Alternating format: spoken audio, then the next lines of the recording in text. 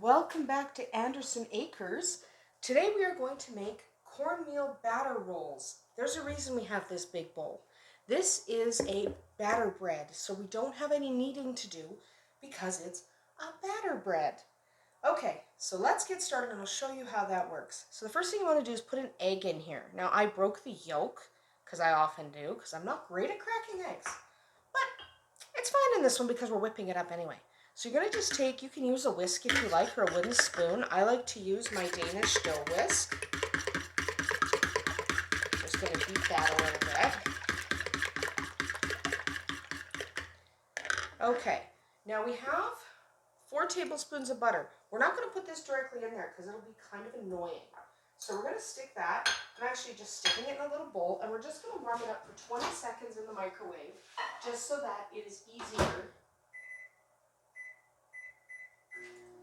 That's the microwave running, just so that it's easier to get it to spread in the dough. In the meantime, we're going to add 1 cup of milk. Okay, 1 cup of milk. Give that a little bit of a whisk. I turn my bowl. There's a reason I'm using such a big bowl. I'm going to just tell you right now, use a bigger bowl than you think you need. So I always use my red bowl, which is my largest, to make batter breads, because you do need the larger size. It does rise, and it takes a little longer to rise, but it still rises. So here's our 4 tablespoons of butter, nicely melted, or at least mostly melted.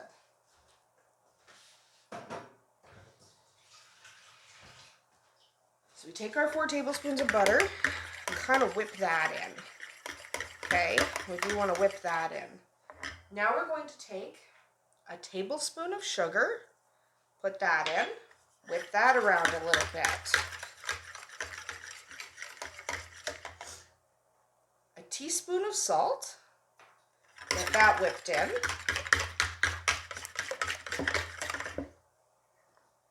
Half a cup of cornmeal. We are making cornmeal batter rolls after all.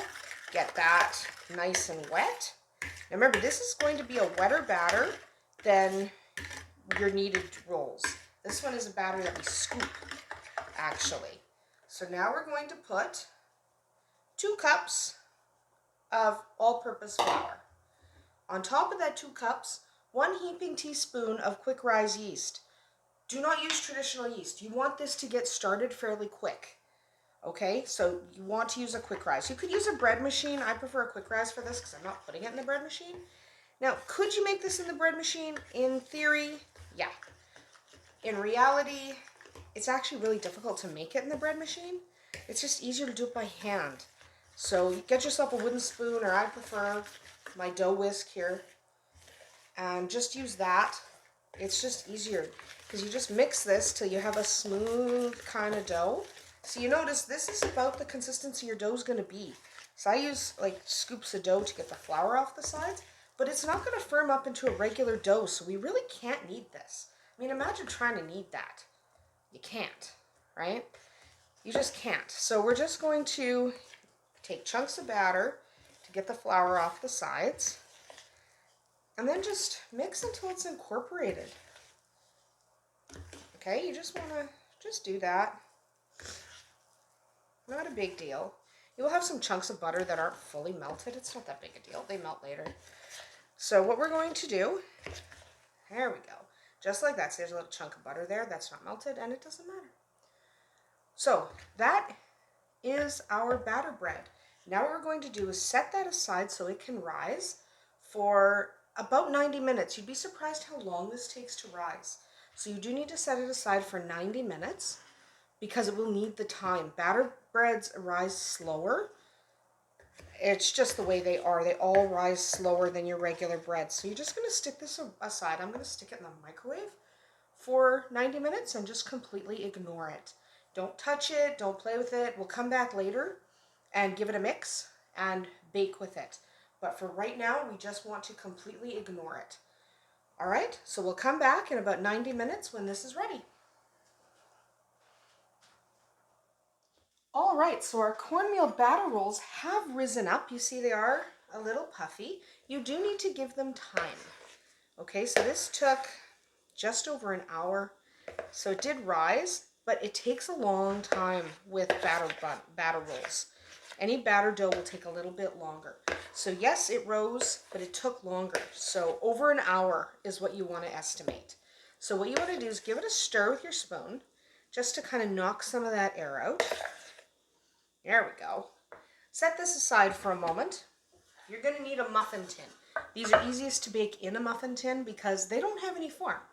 Batter breads need something to hold their form. You can't just throw them on a cookie sheet and hope they bake.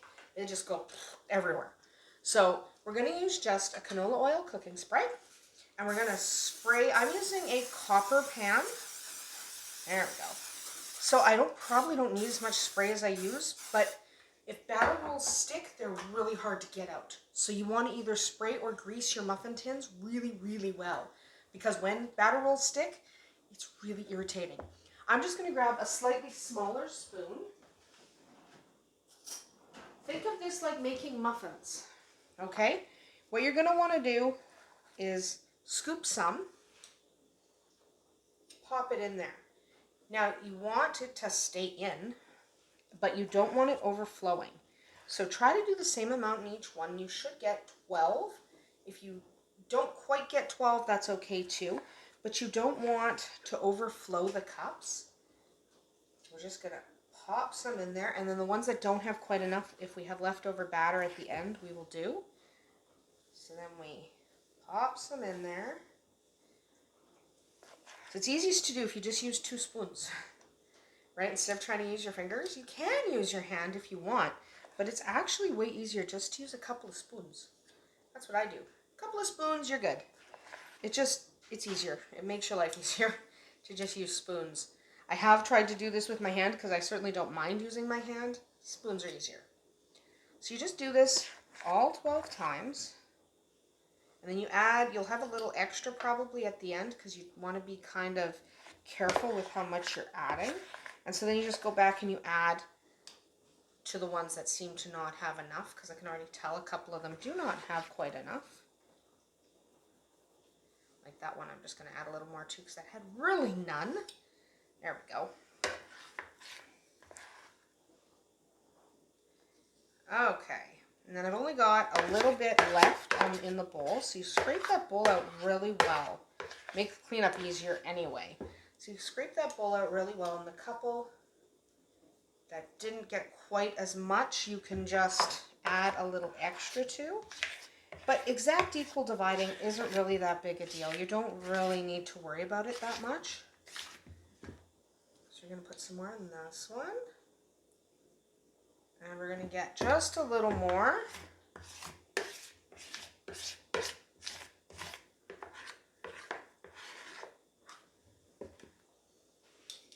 going to do it in this one.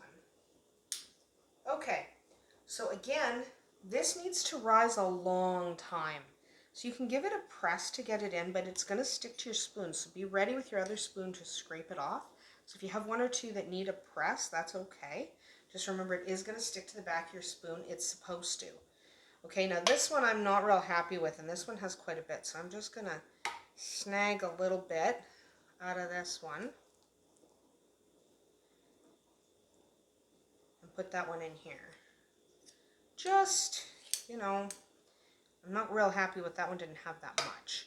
So now we're going to set this aside. It's going to take a while. This is going to probably take another 90 minutes. So you're going to want to set this aside and wait because it takes a long time. So that's what we're going to do. We're going to set it aside for 90 minutes.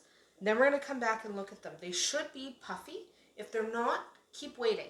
It will happen. It just takes a while because batter breads always do. So just be prepared for that. So we're just going to stick it away in a warm, moist location. And for me, that's going to be my microwave. It always is. But you can cover it with a damp tea towel. Watch it though, because this will stick. So if you can find a way to brace your tea towel up above it so that it doesn't actually sit on there, because these are already damp. So if you put a damp tea towel, they're going to just stick. So you don't want something laying directly above on them. You can invert a Tupperware container, a large Tupperware container over your muffin tin if you want, or just stick it in your microwave like I do. Either way, don't let stuff touch the top of these because they'll stick and it will be really, really annoying. So we're going to put these aside for 90 minutes or so, and then come and see how they did. Well, our cornmeal batter rolls have risen. You can see they have puffed up. They will continue to puff as we bake them. We're going to bake them just like they are. They rose for about 90 minutes. You do need to give batter breads that time because they do take a little longer to rise. So we're going to bake these at 375 degrees Fahrenheit, remember, for about 25 minutes. They will puff up more. So when you're waiting for them to rise, you don't want them to come up above the edge of the muffin tin because remember, this is a very wet dough, so it will just end up spreading and getting everywhere. So this one here is about as absolutely tall as you want to let them rise. So 375 for about 25 minutes. We'll come back when they're done.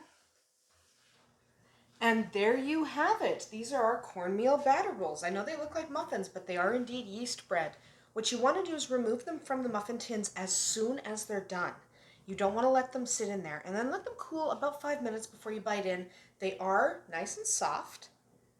I'm going to rip one open for you. See, they are yeast breads. And they are nice and soft, and you just want to let them cool before you eat them just a little bit because they will be piping hot. They're great with butter, they're great with a little bit of jam, or really anything you can think of. They're also a great morning snack, and they are cornmeal. So I'm glad you joined us today for making these cornmeal batter rolls, and I hope you'll tune in again next time. If you want to keep updated, don't forget to subscribe. Talk to you tomorrow.